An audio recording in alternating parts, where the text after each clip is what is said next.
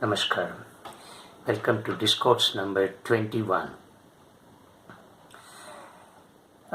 We have examined one of the means by which the vrittis can be checked, and that means is abhyasa in our previous discourse number 20.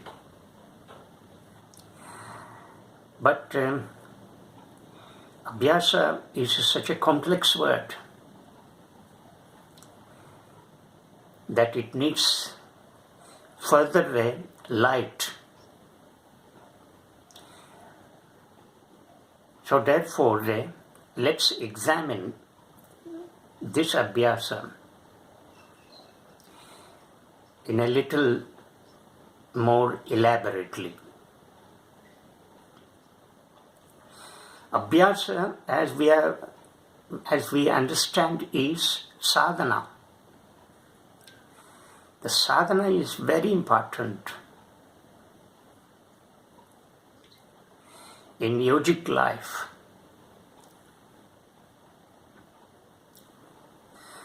Now, when this sadhana, how does it help us? What exactly happens when we do this uninterrupted, lifelong process of this sadhana? What do we derive from it? What do we get from this sadhana?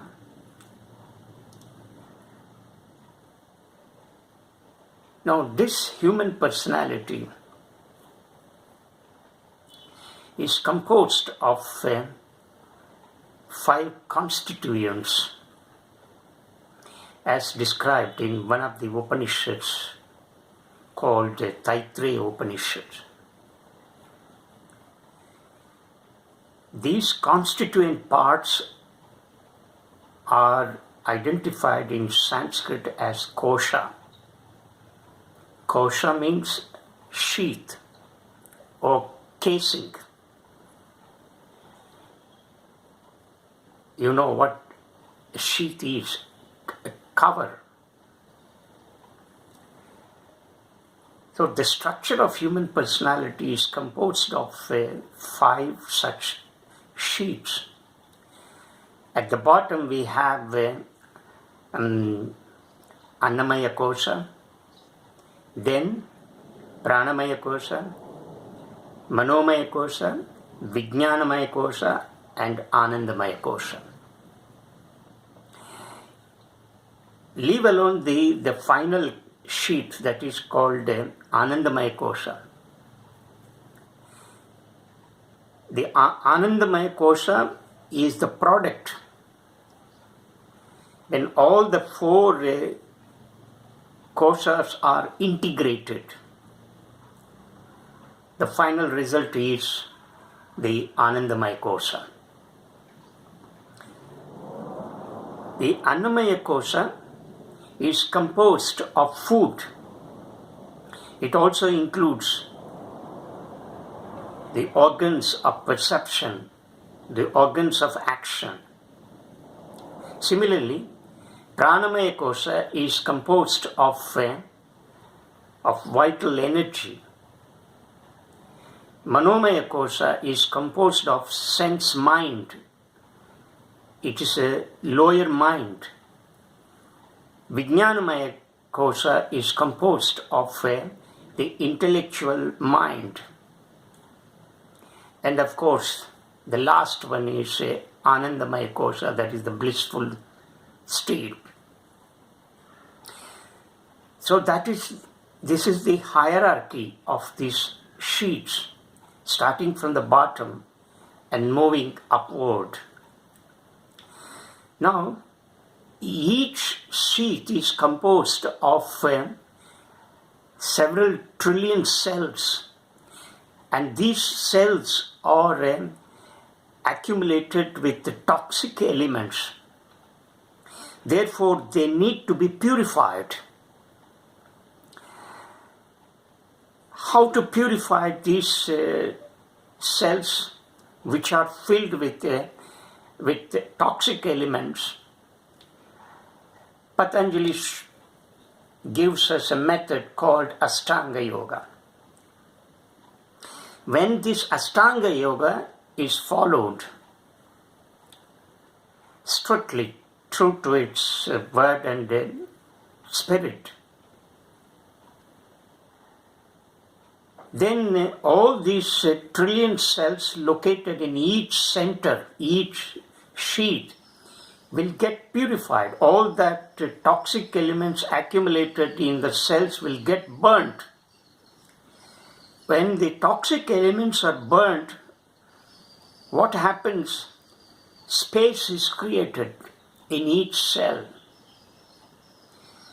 When each cell is filled with space, then consciousness flows.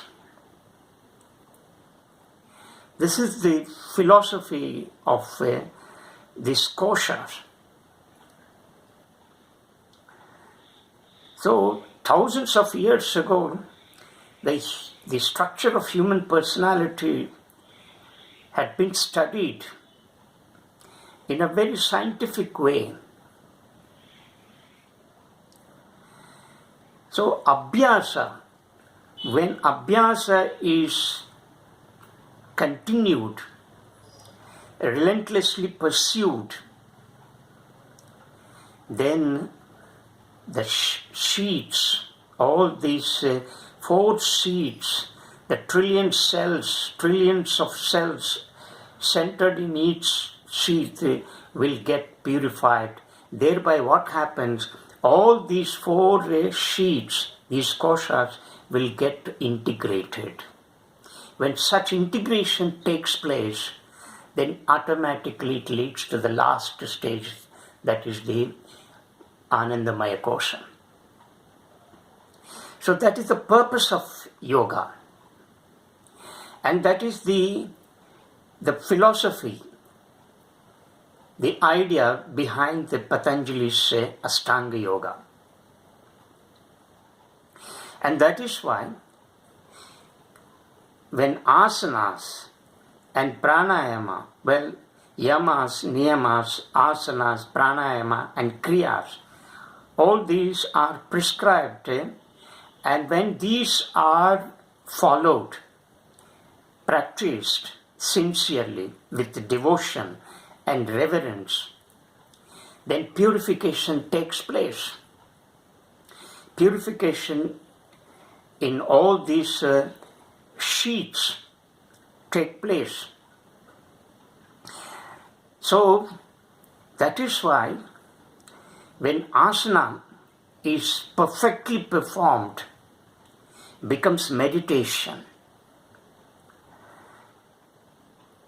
I will throw more light upon asana and the philosophy behind doing asanas when we take up such a topic in our discourses. But right now, let's understand that a human personality has this complexity and it needs to be purified. And how it should be purified? Only through abhyasa, through sadhana. So this sadhana, the idea behind sadhana is to purify this system. When this system is purified, consciousness flows. The underlying principle of the whole creation, that is consciousness, that flows. So this is the idea behind the doing sadhana relentlessly, incessantly, with sincerity and devotion and reverence. Now we move on to another means that is found in that Sutra 14, that is Vairagya. It's a very beautiful word. But then, before the speaker takes you to this most beautiful term, vairagya,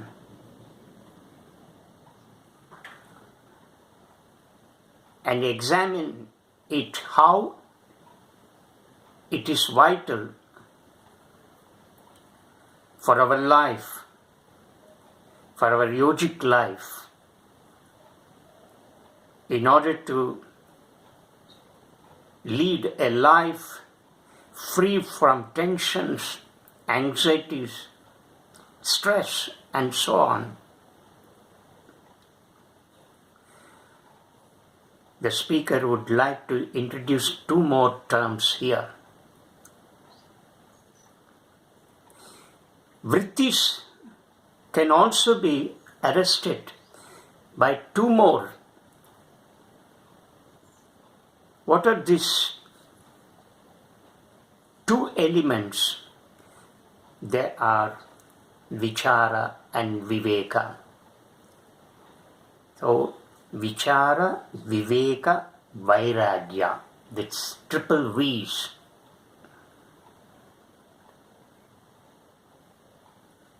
Are important for eliminating the vrittis. So, let me throw light on Vichara and Viveka, how they help us in arresting the vrittis. Let's take Vichara. How does Vichara take place? Vichara means being reflective, being contemplative. That is Vichara. Not to be confused with intellectual inquiring. All our intellectual inquiring is directed to the outside world. The intellectual inquiry is more concerned about the matter, this phenomenal world. But when you become reflective, when you become contemplative, the inquiry is directed towards you. When the inquiry is about yourself, when the process of inquiring takes place within,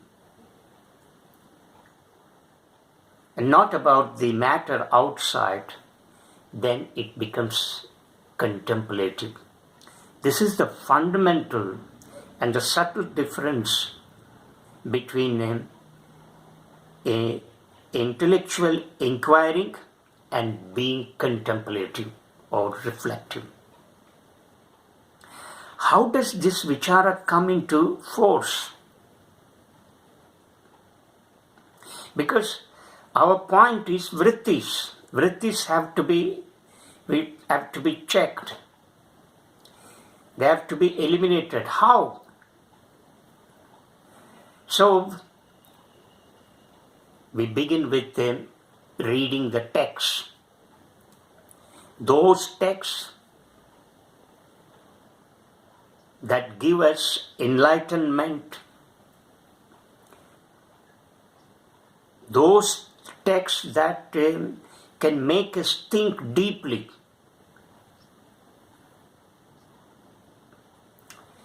So we read such texts keenly and intently.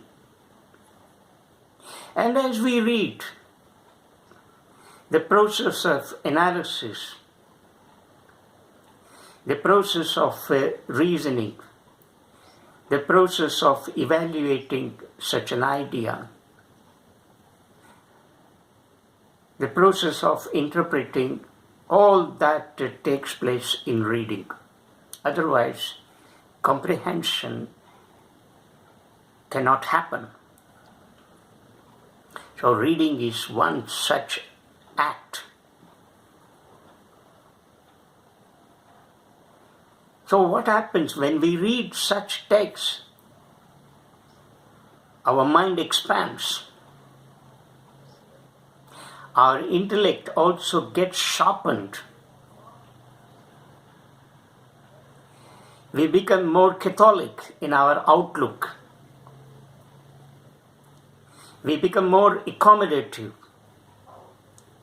Our sense of understanding increases. But then there is another one, that is listening. We need to listen to the discourses, talks, lectures. It's a beautiful virtue. Listening is a beautiful quality. When you listen attentively, keenly, and intently. In hearing, there is no such keenness. We hear so many sounds. When you take a walk in a bazaar, we hear so many sounds. We do not pay any serious attention to all such sounds. Therefore, it is called hearing. We hear so many sounds. But when we lend our ears to a particular sound and focus on it, then it becomes listening. So, when hearing becomes intent and keen and deliberate and purposeful, then it becomes listening. And where there is listening, there is no room for resistance. You just listen. There is only a process of understanding. And listening and understanding are related to each other. Where there is listening, there is understanding. And this understanding takes place with profound love and sympathy. Now there is no room for resistance. So first you listen. It's a great virtue. It has to be cultivated. Unfortunately, many of us are poor listeners. We don't listen, but we always say resist, we oppose, we argue, and we fight. Because we are wedded to our own ideas, and we think our ideas are supreme, final. Therefore, we don't lend our ears to others' argument. So such listening is a bad listening, and we will never learn anything. We will never progress. We will never expand our mind. It blocks our growth. It blocks our mental growth. But where there is an element of understanding accompanied by love and sympathy, such listening expands your mind and consciousness.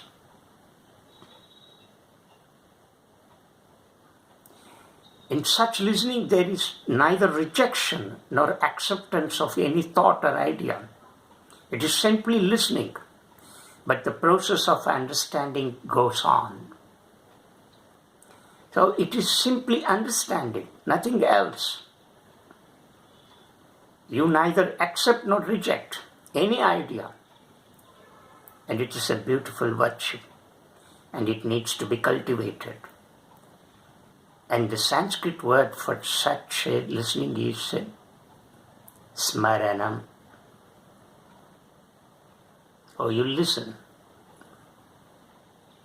Keep listening. Listen to the sounds in the nature. Listen to the discourses. Listen to other man's argument.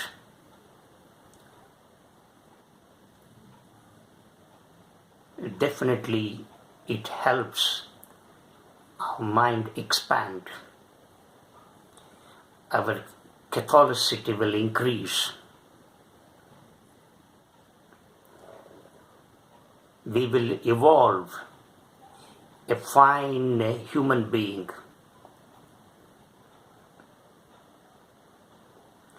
So reading, listening. Then there is another one, observation. Now, observe is another way by which we can learn a lot. Not seeing. In seeing, we simply do not pay any serious attention. When we take a walk, we see so many objects are around us. And we do not stop at every object. Or we simply pass and skip these objects. We just see and go away. So in seeing, there is no element of keenness. When such a seeing becomes intent and keen and deliberate, then it becomes observation. When you observe keenly, intently, deliberately, and of course, with a sense of love and understanding. All scientific discoveries and inventions are the outcome of observation. Because all these scientists had a keen sense of observation. They observed the phenomena outside, the matter, the complexity of the matter. And that is why many discoveries and inventions had taken place in the human world. But there is a caution here, a warning. When in that sense of observation, you bring your intellect. So what is the function of the intellect? It questions, it reasons. It raises several questions. When you see some matter, some phenomena, you question, what is this? Why it is happening? Why it shouldn't happen in this manner? What is the outcome of it? What is its impact on the totality of the surroundings, and so on? When you start questioning in that sense of observation, then you are bringing your intellect into it. Then you become a scientist. When observation is combined with the intellect, it becomes scientific. Because questioning attitude has developed in this sense of observation, and therefore you have brought that intellect here. When you bring the intellect in the sense of observation, then you are examining the phenomenal world, and the outcome of this questioning in this sense of observation will result in enormous knowledge. That is how knowledge has been produced in the world. But when in that sense of observation, you simply remind and pay serious attention to the object and look at its beauty, its splendor, without commenting, without interpreting, without questioning, there you become deeply sensitive, and you are not transacting with the object, but you are interacting with the object, and you are integrating yourself with the object. In the first case, where the intellect comes into operation, the whole observation becomes transactional. Because you are seeing the object and you want to know what that object is. So it is transactional. But when such observation becomes interactional, and in the process of that interaction,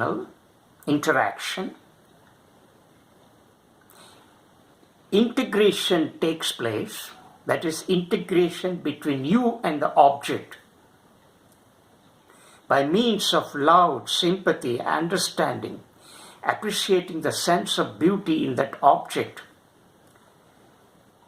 then you become deeply sensitive. Then in that state, yoga happens. Yoga does not happen in the state of observation where intellect operates, because the intellect keeps on questioning. That is the function of intellect. That is the function of buddhi. It has no other function. So if you are an intellectual, you are predominantly questioning. You have a high degree sense of questioning.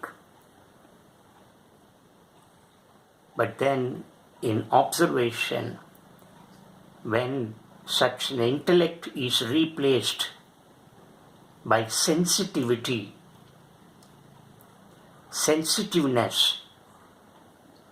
which includes love, sympathy, understanding, and appreciation, then you are one with the outside world. The process of integration is taking place. And where there is that process of integration, yoga is happening. But in the other case, the intellect is predominantly present. Intellect intervenes. Whenever we see something, immediately intellect comes into existence. It asks, what is it? What is that? Why it is happening like this? And so on. So we are more habituated to this kind of questioning. And we have been trained in that manner right from home up to the university level. But we have never been taught as to how to be very sensitive. And this is the problem of human life. Therefore, we have all confusion and chaos. So we have examined reading, listening, and observation. When all these, because in all these learning takes place. And this learning is endless. So what happens in all these three processes? We are learning.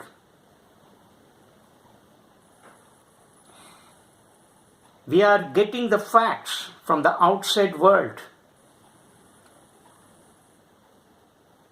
We are examining them. Here comes the difference between Vichara and the other process where the intellect is predominant and plays its key role in acquiring the knowledge of the phenomenal world. Remember, the function of this intellect in reading, in listening, in observation is only to derive knowledge extensively from the phenomenal world. And this knowledge is the knowledge of the matter outside of you. But Vichara, is nothing to do with all these three activities. Vichara is being reflective, being contemplative, when you are deeply involved in yourself. Right? So all that inquiring, questioning is directed within, not outside the world. So you see a different kind of knowledge emanates from this kind of inquiry. And that knowledge is different. That knowledge is a knowledge of the phenomenal world. And that knowledge of the phenomenal world is not constant. It keeps on changing, right? The matter is never constant. The matter keeps on changing.